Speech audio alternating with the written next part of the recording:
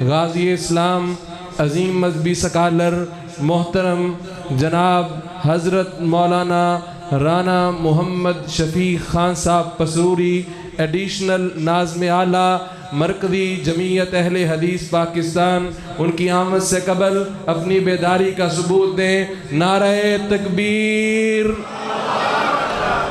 وہ باہر والے افراد بھی نعرے کا جواب دیں، انشاءاللہ آپ کی گواہی لکھی جائے گی۔ رب کی تکبیر کا نعرہ بلند کرتے، محبوب پیغمبر کی شان کے لیے آواز اٹھاتے، نعرہ تکبیر۔ ہاتھوں کو بلند کر کے، ابھی بھی آواز اس طرح نہیں آ رہی جس طرح آنی چاہیے، بیداری کا ثبوت دیں آخر تک، نعرہ تکبیر۔ شان مصطفیٰ، مقام مصطفیٰ، رفعت مصطفیٰ، تاجدار ختم نبوت، عظمت صحابہ، شان صحابہ، ناموس صحابہ، مسلک حق اہل حدیث، علماء اہل حدیث، علماء حق کا مسلک اہل حدیث۔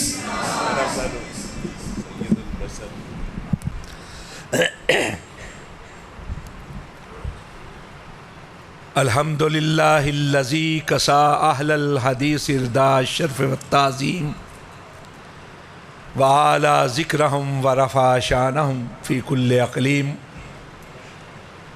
وخصہم من بین حملۃ الشرع بمزید التشریف والتکریم والصلاة والسلام علی امام اہل الحدیث سید الابرار وآلہ الطیبین الاطہار وصحابتہ المہدیین الاخیار اللہم صلی وسلم علی سید البشر والشفیع والمشفع فی المحشر الذی ختمت بہ النبیین وعالیت درجتہ فی علیین ووصفتہ فی کتابک المبین فقلت وانت اصدق الصادقین واحسن القائلین وما ارسلناک الا رحمۃ للعالمین۔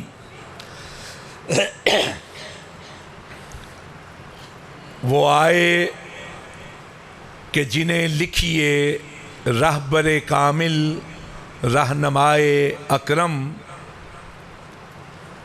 وہ آئے کہ جنہیں کہیے زندگی کا محسن اعظم، مبارک ہو زمانے کو کہ ختم المرسلین آئے، صحاب رحم بن کر رحمت للعالمین آئے۔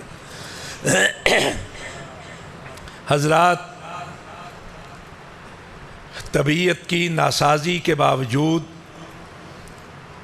اپنے احباب کے حکم کی تعمیل میں حاضر ہوا ہوں، اور جیسا کہ آپ نے پڑھا سنا اور آپ جانتے ہیں کہ آج کی اس عظیم مجلس کا موضوع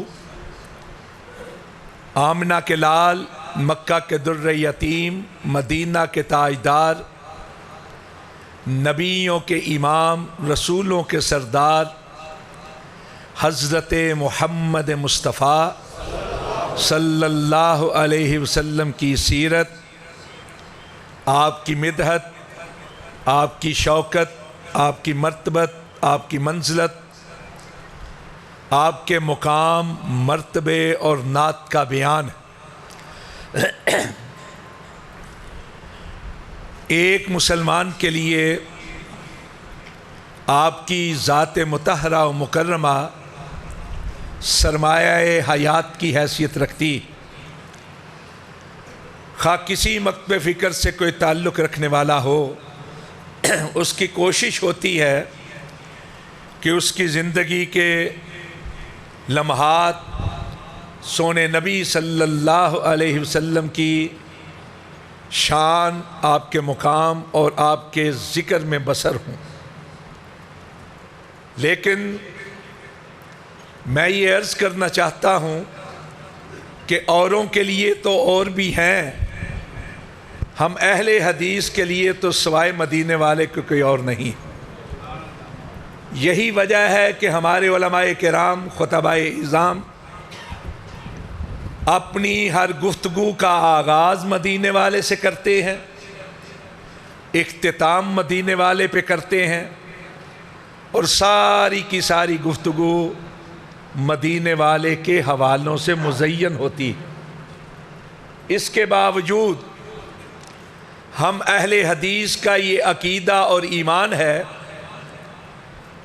یہ یقین اور ایقان ہے، بلکہ برملا اعلان ہے کہ اس کائنات میں کوئی ایسی زبان پیدا ہی نہیں ہوئی جو مدینے والے کی شان کا حق ادا کر سکے. کس کے پاس ہے ایسا ملکہ تحریر، کس کے پاس ہے ایسا یارہ تقریر، کون ہے ایسی قوت بیانی یا طاقت لسانی کا صاحب کہ جو مدینے والے کی شان، ان کی شایان شان بیان کرنے کی سکت رکھتا؟ کوئی نہیں، کوئی نہیں ہے. مَزَتِ الدَّهُورُ وَمَا آتَيْنَا بِمِثْلِهِ وَلَقَدْ أَتَا فَأَجَزْنَا عَن نُّظَرَائِهِ. صدیاں بیت گئیں، زمانے لد گئے، کوئی آپ کی طرح کا پیدا نہ ہوا، اور جب آپ دنیا میں تشریف لے آئے، اب قیامت قائم ہو جائے، کوئی آپ کی طرح کا پیدا نہیں ہو سکتا. اب سب سے عظیم ہیں، سب سے رفیع ہیں، سب سے بڑھ کر ہیں. کوئی نہیں ہے جو آپ کی تعریف کا حق ادا کر سکے، اور کوئی نہیں ہے جو آپ کی شایان شان بیان کرنے کی سکت رکھتا. یہ ہم اہل حدیث کا ایمان. اس لیے کہ آپ تو وہ ہیں جن کے بارے میں خود عرش والے نے ارشاد فرمایا وَرَفَعْنَا لَكَ ذِكْرَكَ. اے مسجد نبوی کے کچے صحن میں بیٹھ کر آسماں کے چاند کو شرمانے والے، وَرَفَعْنَا لَكَ ذِكْرَكَ، ہم نے آپ کے ذکر کو بلند ترین کر دیا ہے.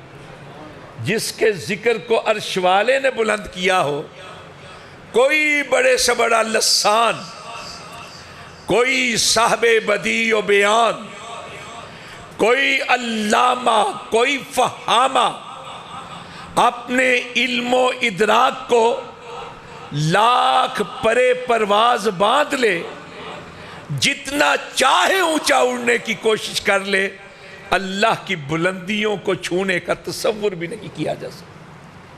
جس کے ذکر کو عرش والے نے بلند کیا ہے، یہ صرف جتن ہے، کوششیں ہیں اپنے نامہ اعمال کی بہتری کی. یہ صرف کوششیں ہیں کہ اپنی زبانوں کو مدینے والے کے ذکر سے مرطوب کیا جا سکے.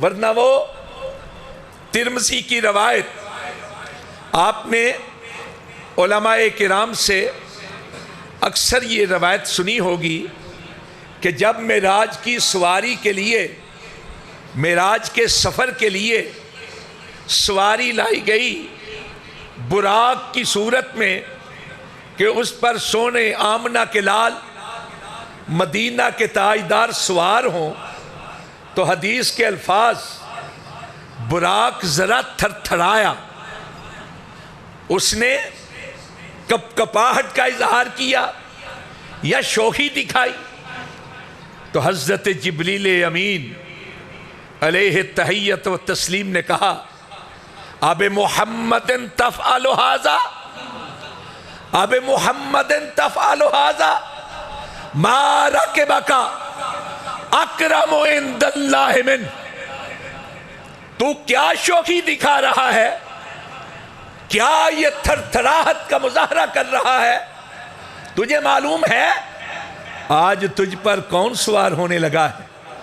کائنات کی وہ عظیم ترین ہستی کہ جس سے بڑھ کر اللہ کے ہاں کرامت والا، بزرگی والا، احترام والا، تکریم والا، شان والا، مقام والا کوئی پیدا ہی نہیں ہوا. اگر اس سے بڑھ کر کوئی پیدا ہی نہیں ہوا تو کون ہے جو اس کی تعریف کا حق ادا کر سکے؟ امام ابن حجر رحمۃ اللہ علیہ نے الامالی کے اندر، بہقی نے دلائل النبوہ کے اندر حضرت جبریل امین علیہ تحیت و تسلیم کی طرف کچھ اور الفاظ بھی منسوب کیے۔ جبریل نے کہا قلبت مشارق الارض و مغاربها لم ارى مثل محمد صلی اللہ علیہ وسلم۔ اور حضرت جبریل سے بڑھ کر کس کی گواہی معتبر ہو سکتی؟ جبریل وہ ہیں جن کی اللہ کی طرف سے یہ ڈیوٹی تھی کہ ہر دور کے، ہر علاقے کے، ہر قوم کے نبی اور رسول پر وحی لے کر جائیں۔ تو جبریل سے بڑھ کر انسان کا مشاہدہ کس نے کیا ہوگا؟ ہر دور کے انسان کو دیکھا، ہر قوم کے انسان کو دیکھا، ہر علاقے کے انسان کو دیکھا، اس کے باوجود کہا قلبت مشارق الارض و مغاربها۔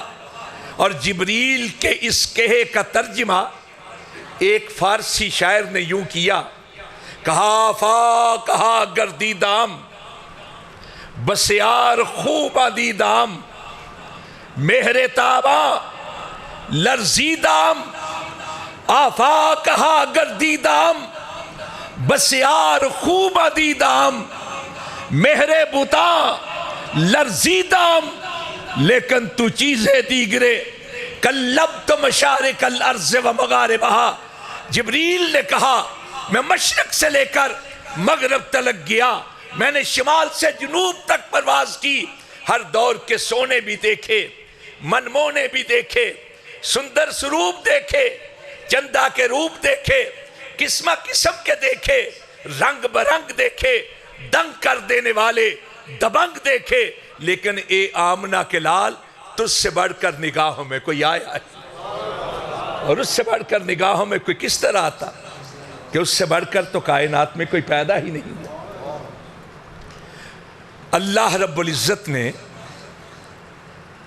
قسم کھائی ہے قرآن پاک میں سونے آمنہ کے لال کی حیات مبارکہ۔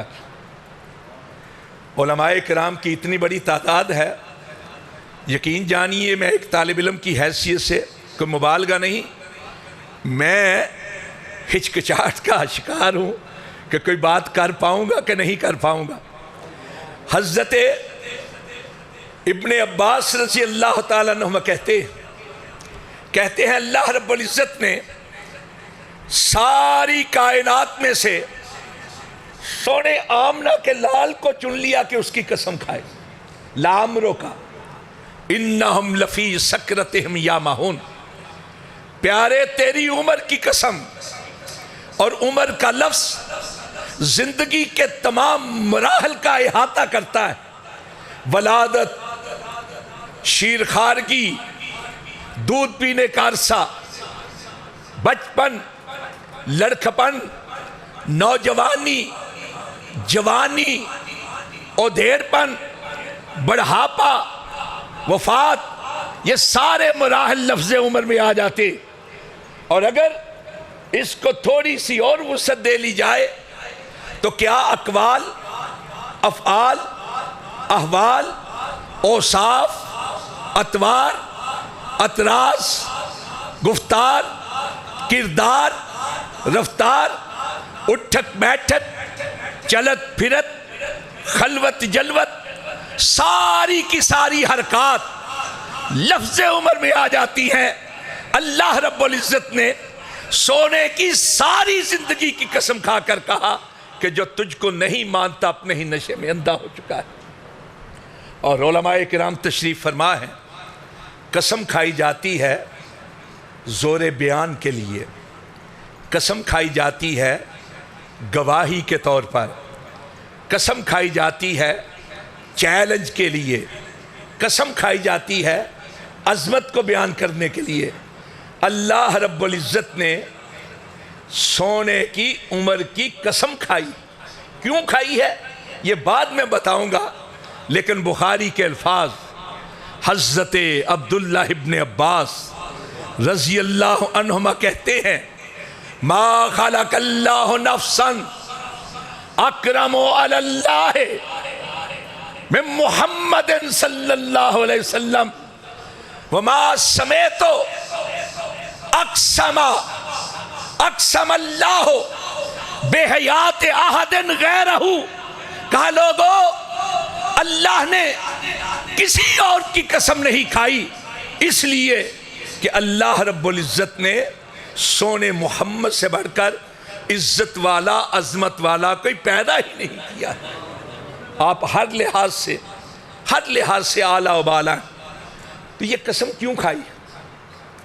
تھوڑی سی طالب علمی کی بات بھی سنا دوں. کتنے نبی آئے ہیں دنیا میں، کتنے نبی تشریف لائے؟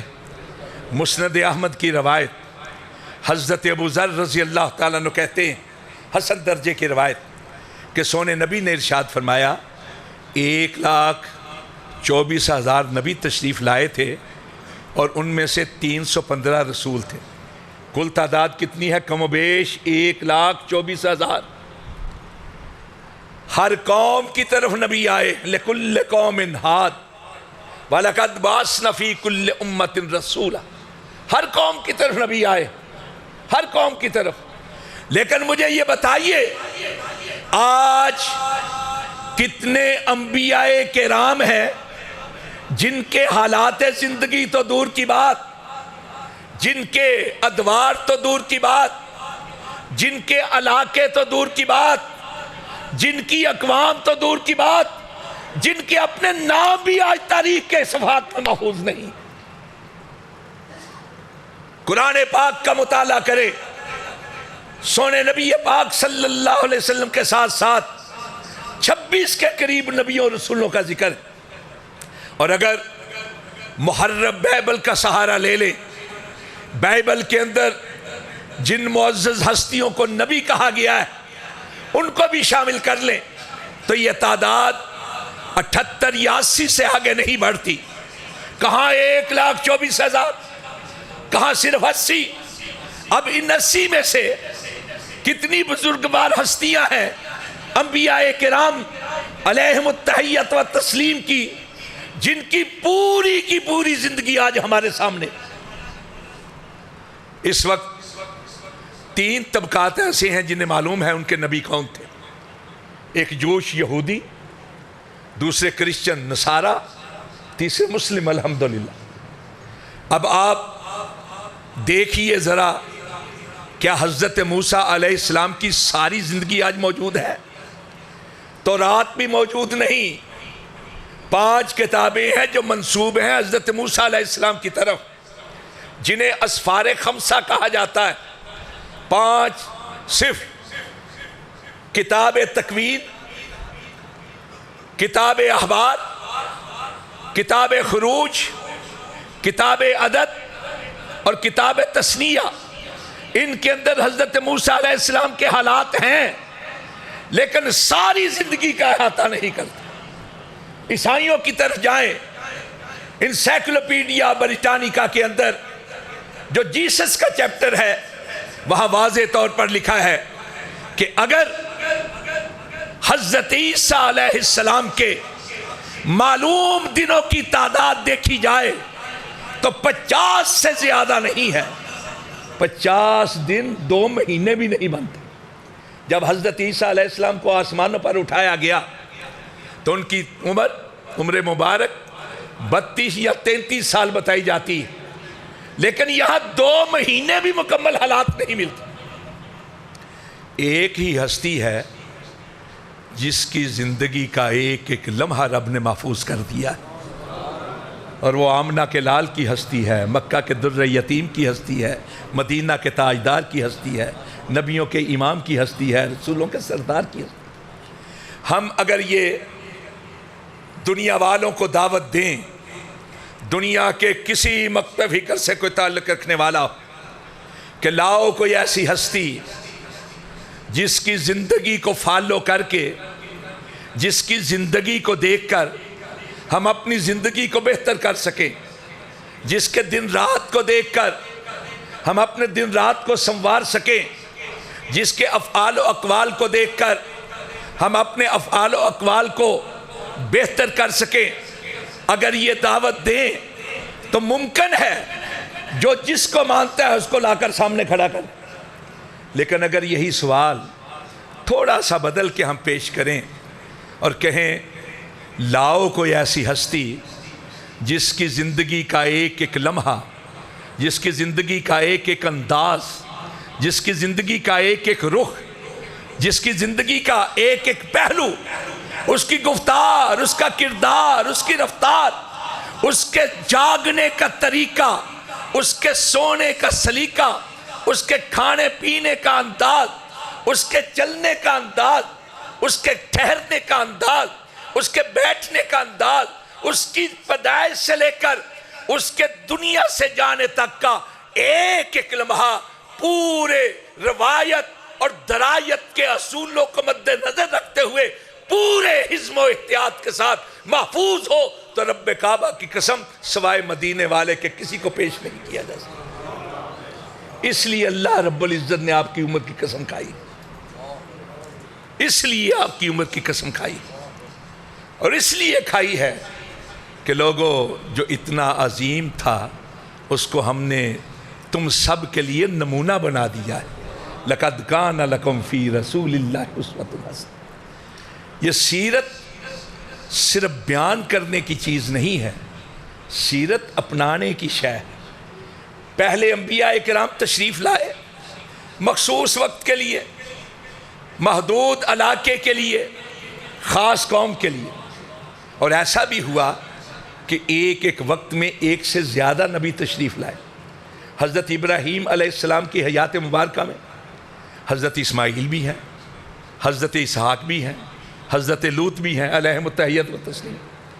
حضرت یعقوب کی زندگی میں حضرت یوسف علیہ السلام بھی موجود ہیں، حضرت موسیٰ کے ساتھ ساتھ سگے بھائی حضرت ہارون علیہ السلام بھی ہیں، اور قریبی عزیز حضرت یوشع بن نون بھی ہیں. حضرت عیسیٰ کے ساتھ ساتھ حضرت یحییٰ علیہ السلام بھی موجود ہیں. یہ بھی ہوا کہ ایک وقت میں ایک سے زیادہ نبی ہو، لیکن ان کا تقسیم کار الگ تھا، خاص قوم کے لیے، مخصوص علاقے، محدود وقت کے لیے.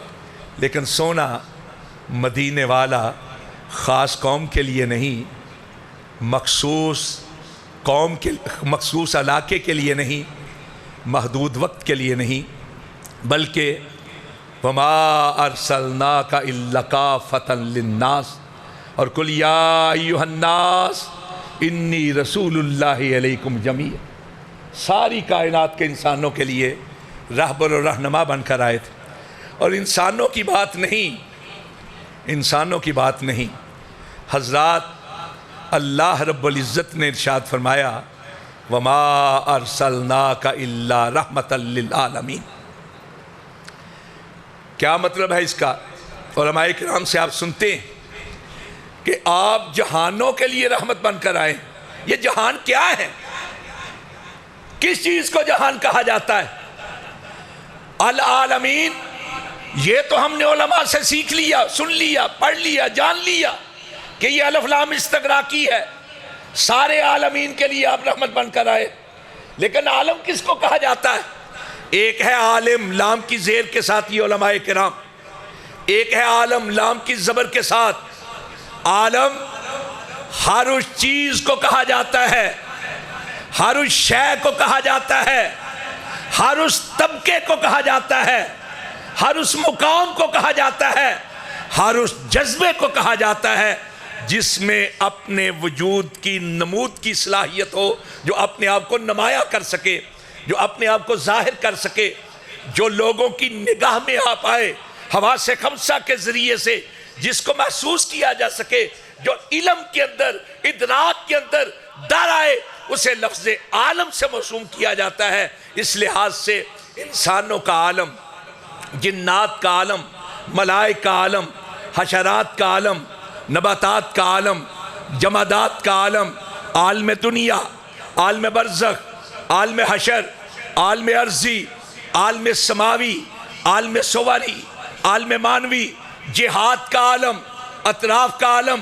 شرق اور غرب کا عالم، شمال اور جنوب کا عالم.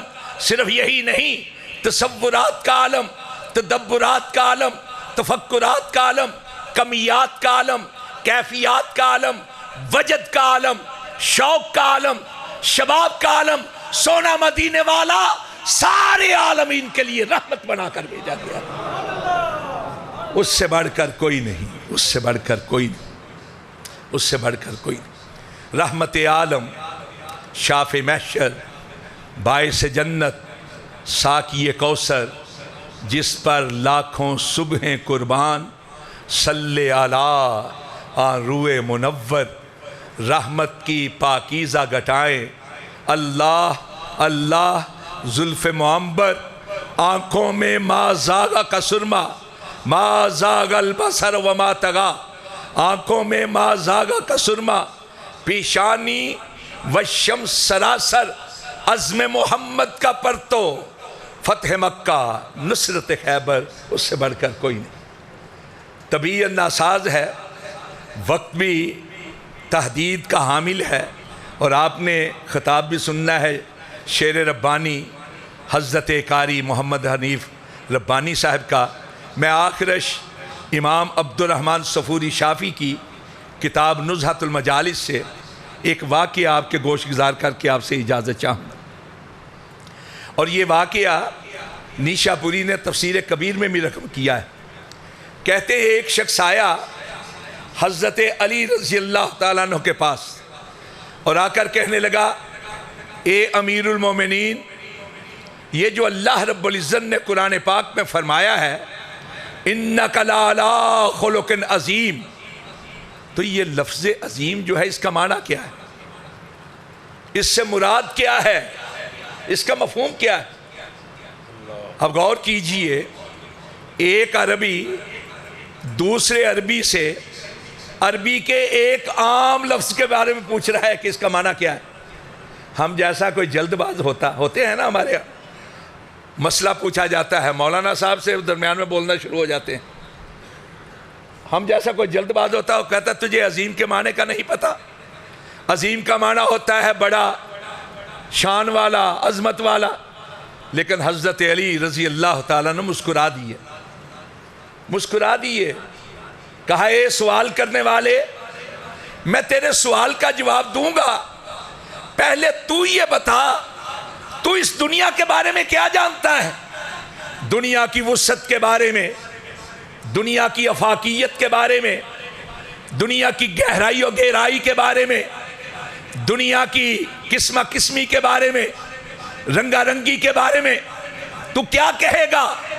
اس نے کہا، امیر المومنین، میں کیا، کوئی بڑے سے بڑا صاحب بدیع و بیان، کوئی علم و ادراک کا حامل، دنیا تو دور کی بات، دنیا میں پائی جانے والی کسی ایک مخلوق کی اقسام کو بیان نہیں کر سکتا۔ دنیا تو بہت دور کی بات ہے، ایک مخلوق کی اقسام کو کوئی بیان نہیں کر پاتا۔ حضرت علی نے مسکراتے ہوئے کہا، تو یہ کہتا ہے کہ کوئی دنیا کے بارے میں کچھ بیان نہیں کر سکتا؟ دنیا وہ ہے جس کے بارے میں کہا گیا، ما متاع الدنیا الا قلیل، دنیا قلیل ہے، قلیل۔ جب دنیا والے اس قلیل کو بیان نہیں کر سکتے تو میں اس عظیم کو کس طرح بیان کر سکتا؟ وہ عظمتوں کی انتہاؤں پر فائز، وہ رفتوں کی انتہاؤں پر فائز، وہ اشرفیت و عرفائیت کی انتہاؤں پر فائز۔ حضرات، طبیعت ساتھ دیتی، وقت ہوتا تو پھر میں رفت ذکر کے حوالے سے بھی کچھ عرض کرتا۔ میں صرف یہ عرض کرنا چاہتا کہ ہم خوش نصیب ہیں، ہمارے حصے میں کائنات کا وہ عظیم آیا ہے جس سے بڑھ کر کوئی نہیں۔ حضرات، یہ ایک اور چیز اگر اجازت دیو تو تھوڑے دو چند، قرآن پاک میں ہے اللہ کے نبی کو النبی الامی کہا گیا ہے، الذین یتبعون الرسول النبی الامی، ایسی ہے۔ یہ امی کے لوگوں نے کئی معنی کیے ہیں۔